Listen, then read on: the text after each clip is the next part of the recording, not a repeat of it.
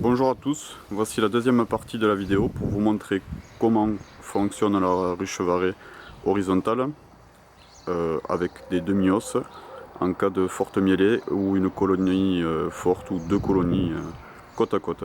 Alors deux entrées, une entrée de chaque côté de fronton. Devant cette partie, une partie vitrée, vous verrez la manipulation quand je ferai manipulation. Hop. Donc le toit chalet. Ici, système de charnière sur coulisse de façon à pouvoir baisser ou monter le toit si on met les demi-éléments ou pas, les demi-os. Ici la partie de 1 cm ventilée avec le fond amovible que je vous montrerai aussi pendant les manipulations. Voilà pour la partie arrière.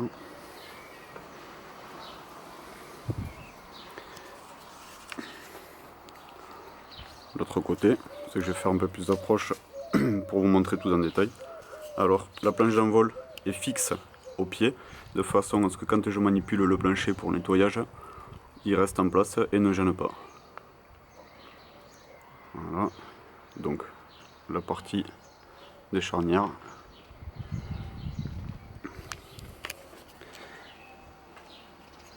Et la partie du côté où l'on travaille avec les deux vitres. Et on peut voir les trois crochets pour pouvoir ouvrir le fond, c'est que je vais vous montrer ça pendant les manipulations.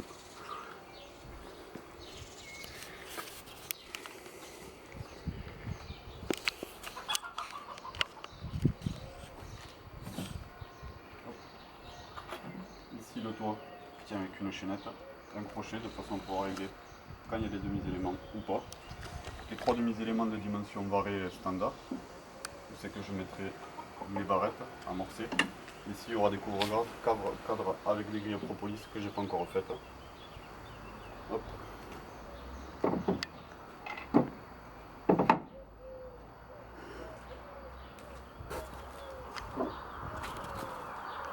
Je vais abaisser mon toit.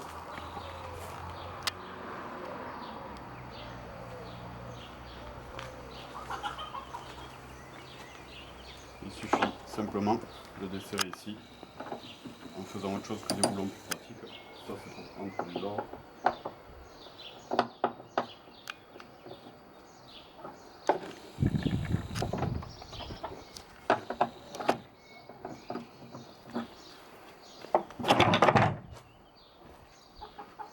Avec, comme vous pouvez le constater, suffisamment de jeu dans les glissières de façon à ce que si le bois gonfle, on ne soit pas coincé pour la manipulation.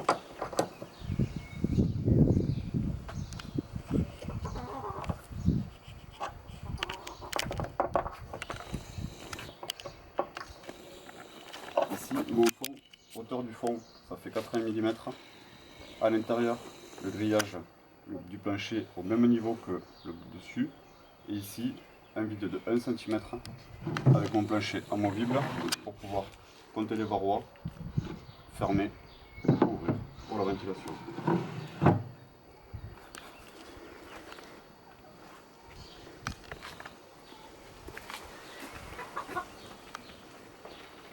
Je rouvre mon toit. Donc ici, une séparation. C'est qu'il me faut faire encore une entaille pour mettre un nourrisseur à sirop de porte avec les barrettes, les crémaillards. Ici, la dimension, c'est 3 éléments varés additionnés, hors tout, et en largeur, la largeur standard d'un élément varé. Voilà.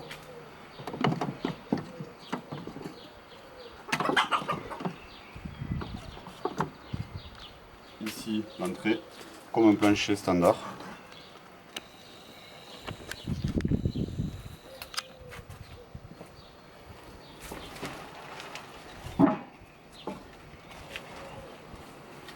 Ici, une autre séparation pour pouvoir avoir deux colonies de chaque côté, que je mettrai à un autre moment. Et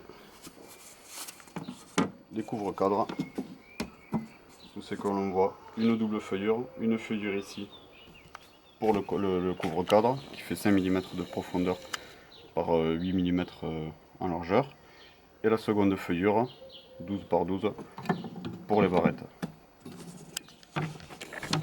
On met la grille à propolis, que je ne vois pas pendant les manipulations pour vous montrer la vidéo parce qu'il n'y a pas d'abeilles.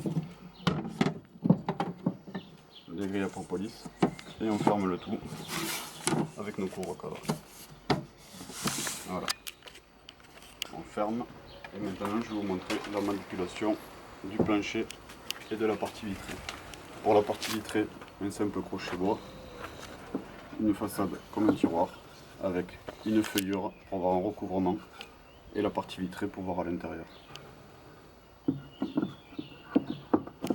Et ça fait en deux parties de façon à avoir une traverse pour la solidité.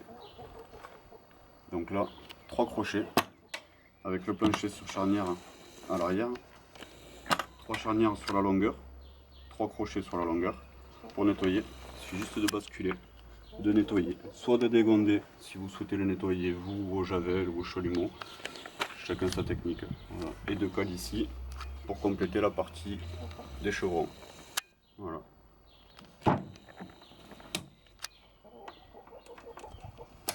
Et il suffit juste de refermer.